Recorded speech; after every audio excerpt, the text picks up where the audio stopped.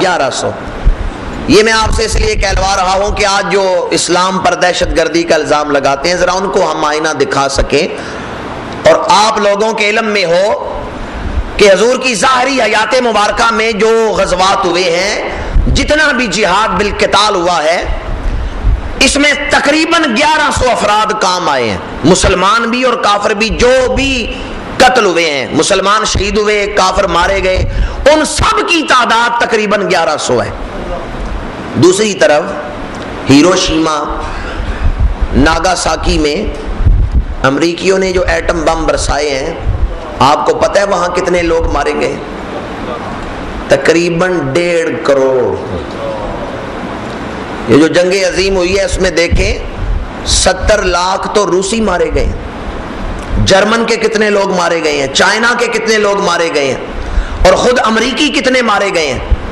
ان سب کی تعداد جمع کریں تو تقریباً 1.5 کروڑ افراد مارے گئے۔ 1.5 کروڑ افراد مارے گئے تو دنیا کو ملا کیا ہے؟ 1.5 کروڑ افراد کے مرنے کے بعد دنیا کو دیواریں برنل ملی ہیں، دنیا کو مہنگائی ملی ہے اور بے حیائی ملی ہے۔ امریکی فوجی جہاں گئے انہوں نے بربریت کا بازار گرم رکھا اور انہوں نے مفتوح قوموں کی بچیوں کی عزتوں کو اچھالا۔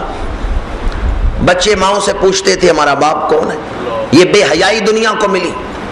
اب میں فیصلہ آپ پہ چھوڑتا ہوں، پر دیانتداری سے فیصلہ کریں، ادھر 1.5 کروڑ آدمی مارے جائیں اور دنیا کو مہنگائی ملے اور بے حیائی ملے، دوسری طرف صرف 1100 افراد جانے دیں اور دنیا کو دین امن مل جائے، اللہ کی معرفت نصیب ہو جائے، سچا دین مل جائے، تو جہاں 150 مارے گئے وہاں دہشت گردی ہے یا جہاں 1.5 کروڑ مارے گئے؟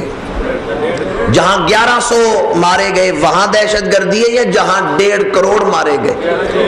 وہ 1.5 کروڑ مار کے بھی کہتے ہیں دہشت گردی نہیں، اور حضور کی سیرت مبارکہ میں صرف 1100 افراد قتل ہوئے اور یہ کہتے ہیں کہ وہاں معاذ اللہ ثم معاذ اللہ دہشت گردی ہے۔ اسے کہتے ہیں کہ پراپیگنڈا کرنا، جھوٹ کو سچ اور سچ کو جھوٹ بنانا۔ آج اسلام کے خلاف یہ سازش ہو رہی ہے۔ اسلام جو دین امن ہے، حضور جو پیغمبر امن ہے، حضور علیہ الصلوۃ والسلام نے دنیا سے فساد ختم کرنے کے لیے تلوار کو بے نیام کیا ہے، اور اس میں بھی وہ اصول دیے ہیں جو انسانیت کے لیے رحمت ہی رحمت ہے۔ فرمایا عورتوں پہ تلوار نہ چلانا، بچوں پہ تلوار نہ چلانا، ضعیفوں پہ تلوار نہ چلانا، پھل دار درختوں کو نہ کاٹنا، اور دودھ دینے والے جانوروں کو ذبح نہ کرنا۔ ایمان سے بتائیں جو نبی پھلدار درختوں کو کاٹنے نہیں دیتے وہ انسانوں پر کتنے مہربان ہوں گے۔ جو دودھ دینے والے جانوروں کو ذبح نہیں کرنے دیتے کہ دشمن کی طاقت گھٹانے کے لیے یہ نہ کرنا کہ ان کے جانوروں کو ذبح کرتے پھرو، جو دودھ دینے والے جانور ہیں انہیں ذبح نہ کرنا۔ امام الانبیاء نے جو اصول دیے ہیں، جو جہاد کی تعلیمات دی ہیں، ان میں بھی امن ہی امن اور رحمت ہی رحمت ہے۔ بدر کے میدان میں حضور نے اسلامی جہاد کے اصول بیان کیے۔ جنگ اور جہاد میں فرق ہے۔ جنگ حکومت حاصل کرنے کے لیے، جنگ ملک حاصل کرنے کے لیے، جنگ دولت حاصل کرنے کے لیے، جنگ زمین کے ایک ٹکڑے پہ قبضہ کرنے کے لیے لڑی جاتی ہے، پر جہاد کسی قوم پر اپنی برتری ظاہر کرنے یا کسی قوم کو مفتو بنا کے اس کی دولت لوٹنے کے لیے نہیں کیا جاتا۔ جہاد تو اللہ کا دین بلند کرنے کے لیے، جہاد تو دنیا سے فساد ختم کرنے کے لیے، اور جہاد اللہ کے سچے دین کو پھیلانے کے لیے کیا جاتا ہے۔ جہاد اور جنگ میں فرق ہے۔ حضور نے اسلامی جہاد کے اصول بیان کیے۔ صحابہ کرام کی طرف سے 3 انصاری مشرکین کے سامنے گئے، ادھر مشرکین سے عتبہ شیبہ ولید میدان میں نکلے، ادھر 3 صحابہ میدان میں اترے۔ وہ مشرکین مکہ نے کہا ہم ان انصاریوں سے نہیں لڑنا چاہتے، کوئی ہمارے جوڑ کا لے کے آؤ، جو ہمارے برابر کا ہو، جس سے لڑے تو پتا چلے ہم اپنے برابر کے اور جوڑ کے آدمی سے لڑ رہے ہیں، ہم یہ بکریاں چرانے والوں سے نہیں لڑنا چاہتے۔ وہ انصار واپس آئے تو حضرت امیر حمزہ نے پوچھا تم کیوں واپس آئے ہو؟ انہوں نے کہا جی کہ مشرکین کہتے ہیں ہمارے جوڑ کا بھیجو۔ اب حضور نے فرمایا قم یا علی، قم یا حمزہ، قم یا عبیدہ، علی اٹھو، حمزہ اٹھو اور عبیدہ اٹھو۔ حضور نے اپنے 3 شیروں کو بھیجا ہے۔ جناب علی شیر خدا آئے، حضرت امیر حمزہ آئے، حضرت عبیدہ آئے۔ حضرت امیر حمزہ نے فرمایا بتاؤ اب مقابلہ برابر کا ہے؟ مشرکین نے کہا برابر کا ہے۔ حضرت امیر حمزہ نے ایک وار کیا ہے کہ مد مقابل کا سر تن سے جدا کر دیا ہے۔ حضرت علی نے ایک وار کیا ہے کہ مد مقابل کا سر تن سے جدا کر دیا ہے۔ حضرت علی کی تلوار ذوالفقار یوں گرج رہی ہے جیسے بجلی کڑکتی ہے، اور ادھر جناب عبیدہ تھوڑی دیر لڑے ہیں اپنے دشمن سے، لیکن آپ نے اپنے دشمن کو بھی واصل جہنم کر دیا۔ آپ کی اپنی پنڈلی کٹی ہے، تلوار لگی ہے، گرے ہیں کہ حضرت علی شیر خدا آئے، حضرت امیر حمزہ آئے اور اٹھا کے جناب عبیدہ کو حضور کے پاس جا کے رکھا ہے۔ حضور جنگی ہدایات دے رہے ہیں۔ جناب عبیدہ نے اپنی کونیوں کے بل جسم کو گھسیٹا، فَوَضَعَ خَدَّهُ عَلَى قَدَمِهِ الشَّرِيفَةِ، اور اپنے رخسار حضور کے قدموں پہ رکھا۔ فَوَضَعَ خَدَّهُ عَلَى قَدَمِهِ الشَّرِيفَةِ، حضرت جناب عبیدہ نے اپنے رخسار حضور کے قدموں پہ رکھ دیے اور ایک شعر پڑھا۔ یہ مشرکین کہتے تھے کہ ہم مشکل وقت میں اللہ کے رسول کو چھوڑ دیں گے، ہم جو حضور کی محبت کا دعویٰ کرتے ہیں، اسلام کا نعرہ بلند کرتے ہیں، یہ وقتی نعرہ ہے، اور جب قربانی کا وقت آئے گا ہم حضور کو چھوڑ دیں گے اور قربانی نہیں دیں گے۔ جناب عبیدہ نے کہا مشرکو اور آ کے دیکھو کس طرح نبی کے غلام اپنے سر نبی کے قدموں پہ قربان کر رہے ہیں۔